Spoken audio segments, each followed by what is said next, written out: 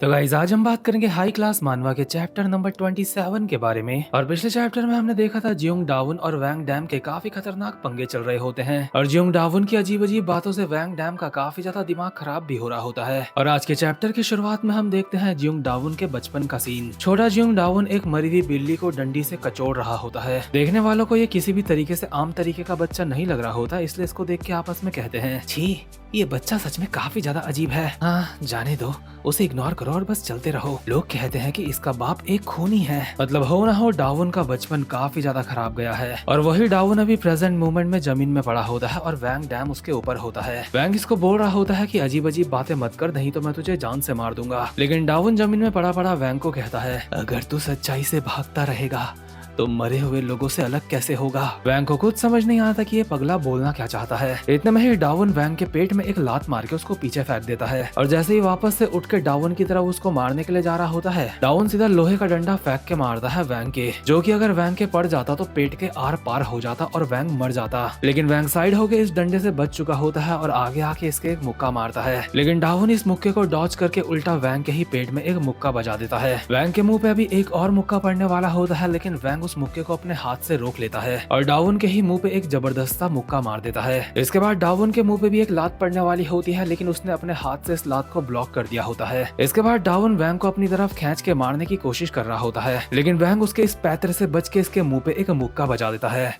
इन दोनों की फाइट अभी काफी ज्यादा खतरनाक चल रही होती है, कोई भी पीछे हटने को तैयार नहीं होता और दोनों की ही स्पीड भी काफी ज्यादा हद तक बराबर की होती है। ये दोनों लगातार एक दूसरे के ऊपर हमले करे जा रहे होते हैं, उनसे बचे जा रहे होते हैं और कुछ इनके पड़े भी जा रहे होते हैं। इतने में ही डाउन बहुत ही स्पीड में वैंग के बगल से निकल के वहां से गायब हो जाता है। साथ ही साथ में जो जमीन में लोहे का डंडा पड़ा था उसको भी उठा लिया होता है उसने। डाउन अभी एक तरीके से छुपने छुपाने में आ चुका होता है और उसके हाथ में लोहे का डंडा भी होता है और अब वो किसी भी पल कहीं से भी निकल के वैंग के ऊपर वो डंडा मार सकता है और ये बात वैंग को भी अच्छी तरीके से पता होती है। डाउन लगातार अभी इस पूरी जगह पे भागे जा रहा होता है, एक जगह पे रुकता नहीं, क्योंकि अगर वो एक जगह पे रुकेगा तो वैंग उसकी आवाज से उसकी लोकेशन का पता लगा लेगा। और डाउन भागता भागता और छुपता छुपता वैंग को बोल रहा होता है, मुझे एक बात जानने में काफी ज्यादा दिलचस्पी है, आखिर तो इस बात को एक्सेप्ट क्यों नहीं करता कि तू स्पेशल है। ये अच्छी बात नहीं है कि तू खुद को ही रिजेक्ट कर रहा है, खासकर कि तब जब तेरे अंदर कमाल की पावर है। तुझे ये बात एक्सेप्ट करनी होगी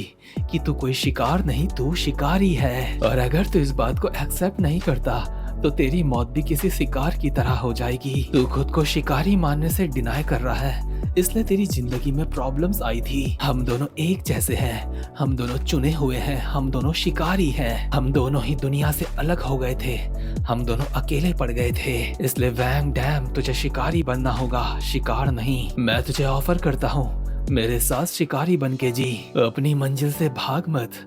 अभी वक्त है ये साबित करने का कि असल में तू कौन है। जियोंग डाउन अभी वैंग से बात तो ऐसे कर रहा होता है ना जाने जैसे वैंग का बाप होगा, लेकिन वैंग वो इंसान है जो अपने मरे हुए बाप की भी कॉन्डोलेंस मनी लेके भाग गया था, इसलिए वैंग का बाप कोई नहीं बन सकता। इसलिए गुस्से में कहता है, जियोंग डाउन हरामजादे, दोबारा से बकवास करना स्टार्ट कर दिया तूने और तू बात कर रहा है स्पेशल की। हाँ बात तो हरामजादे ऐसे कर रहा है जैसे तू मुझे जानता है, ऐसी एक्टिंग कर रहा है जैसे तेरी और मेरी सिचुएशन हमेशा से एक जैसी रही होगी। मेरी जिंदगी के बारे में इतनी भी बकवास मत कर कि वो सारी बकवास झूठ हो जाए। और हरामखोर कुत्ते, तू कोई स्पेशल नहीं है, तू अपनी जिंदगी के दुख और तकलीफों को बर्दाश्त नहीं कर पा रहा था, इसलिए तूने खुद से झूठ कहा कि तू स्पेशल है। अपनी फालतू की जबरदस्ती की डेस्टिनी मत बना और अपनी मुश्किलों से लड़, क्योंकि ऐसा करने में ही तू साबित कर सकता है कि असल में तू है कौन। ये कम से कम उससे तो अच्छा होगा जो अभी तू बकवास कर रहा है मेरे सामने और दिमाग खराब कर रहा है मेरा। जियोंग डाउन अब तक तो एक जगह पे रुका था, दोबारा से वो भागने लगता है और बोलने लगता है, सच में मैं बहुत ज्यादा निराश हुआ। मैंने तो तेरे लिए बहुत उम्मीदें लगाई थी, मुझे लगा था मुझे फाइनली एक ऐसा दोस्त मिल जाएगा जो मुझे समझ सकता है, लेकिन अगर तू मेरा दोस्त नहीं बनना चाहता तो यही सही। वैंग डैम, अगर तू जिंदगी भर एक शिकार की तरह जीना चाहता है तो यही सही। मैं तेरी इच्छा जरूर पूरी करूंगा, तेरा शिकार मैं करूंगा। अभी बहुत ही ज्यादा ट्रिकी तरीके से इधर उधर भागने के बाद डाउन अचानक से वैंग को धप्पा करने के लिए उसके सामने आता है ताकि उसके पूरा का पूरा लोहे का डंडा आर पार करके उसको जान से मार दे। लेकिन डाउन ये देख के हैरान हो जाता है, जहाँ पे वो वैंग को मारने के लिए आया है वहाँ पे वैंग है ही नहीं। दरअसल वैंग वैंग इस वक्त डाउन के बिल्कुल पीछे होता है और उसके कान में कहता है, मैं तुझे एक बात क्लियरली बताना चाहता हूँ, शुरुआत से ही यहाँ पे शिकारी कोई और नहीं मैं हूँ और तू है शिकार। डाउन को समझ नहीं आता कि वैंग उसके पीछे कैसे आया और जैसे ही वो पलट के वैंग को देखता है, वैंग उसके मुंह पे एक मुक्का मार के उसको खंबे में चिपका देता है। वैंग डाउन के पास आके उसको मारने की कोशिश कर रहा होता है, लेकिन डाउन उसके एक लात मार के उसको पीछे करने की कोशिश करता है, लेकिन वैंग बचता बचाता उसके पास आते हुए उसका हाथ पकड़ के उसे उठा के फेंक देता है और दोबारा से भागता हुआ डाउन की तरफ आ रहा होता है उसको मारने के लिए। लेकिन वैंग के पास आते ही डाउन डंडे को अलग अलग तरीके से घुमाने लगता है पागलों की तरह, इसलिए वैंग को हल्का सा पीछे हटना होता है, क्योंकि अगर वो पीछे नहीं हटा तो ये पागल उसके डंडा घोप भी सकता है। इसके बाद वैंग एक अच्छा सा मौका देख के इसके डंडे वाले हाथ में 2-4 मुक्के मार के उसका हाथ साइड करता है और इसके शरीर और घुटनों में मुक्के मार के पहले इसकी बॉडी को ढीला करके इसकी ठुड्डी में एक खतरनाक सा मुक्का मारता है, जिससे डाउन ऑलमोस्ट अनकॉन्शियस हो चुका होता है, जिसकी वजह से डाउन को भी अपनी पुरानी यादें आने लगती है और वो अपने मन में कहता है, क्या मैं स्पेशल नहीं हूँ? क्या ऐसा हो सकता है कि मैं भी ये बात पहले से जानता था? लेकिन अगर मैं ये बात जानता था तो अब तक मैं ऐसी जिंदगी क्यों जी रहा था? लेकिन एक मिनट, अगर मैं स्पेशल नहीं था तो मैंने अपनी जिंदगी में इतना सारा दर्द क्यों झेला? इसका मतलब वैंग डैम झूठ बोल रहा है, क्योंकि मैंने जो दर्द झेला वो बिना किसी मतलब के नहीं हो सकता।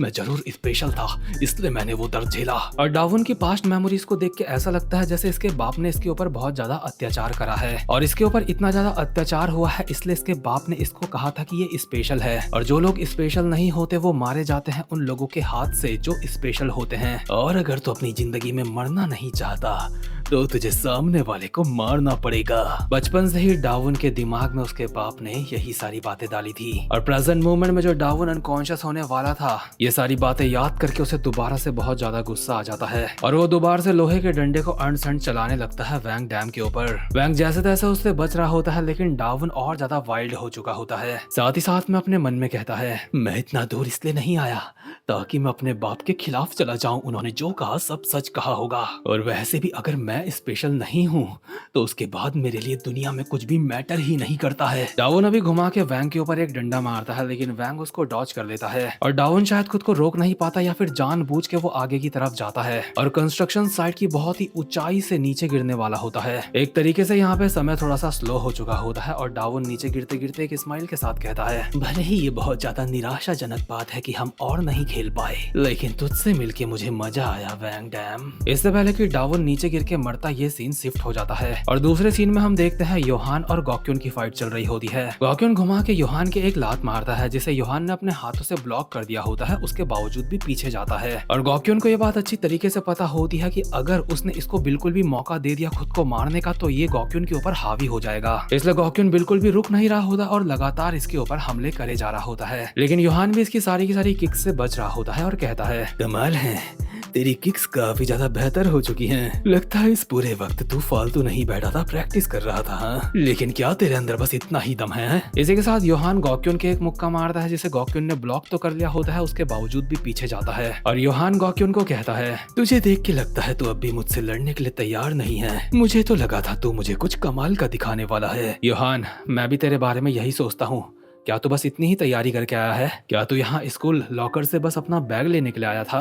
काफी कमाल की बात है, सब कुछ मेरे प्लान के हिसाब से चल रहा है, लेकिन मुझे नहीं लगता मुझे अपनी सारी चालें तेरे सामने एक साथ खोलनी चाहिए। और अब तक तो कंस्ट्रक्शन साइट में जो फाइट चल रही है वो तो खत्म भी हो गई होगी। जो कुछ भी बदलाव आ रहे हैं मैंने उन बदलावों की उम्मीद पहले ही कर ली थी। गॉक्यून तो ये सुन के ही हैरान होता है कि कंस्ट्रक्शन साइट में कोई फाइट चल रही है और हैरानी वाली बात यह है कि योहान को पहले से पता है कि वहाँ पे वैंग डैम और डाउन की फाइट चल रही है और वो सब कुछ योहान के प्लान के अंदर ही आ रहा है। और योहान अभी गॉक्यून को और ज्यादा झटका देते हुए कहता है, जैसा कि मैंने कहा, मैं कुछ भी अपने कंट्रोल से बाहर जाने नहीं दूंगा। छोटी से छोटी चीज, छोटी से छोटी पॉसिबिलिटी, सब कुछ मेरे हिसाब से चलेगी। आज का दिन खत्म होने से पहले पहले मैं सब कुछ खत्म करके रख दूंगा।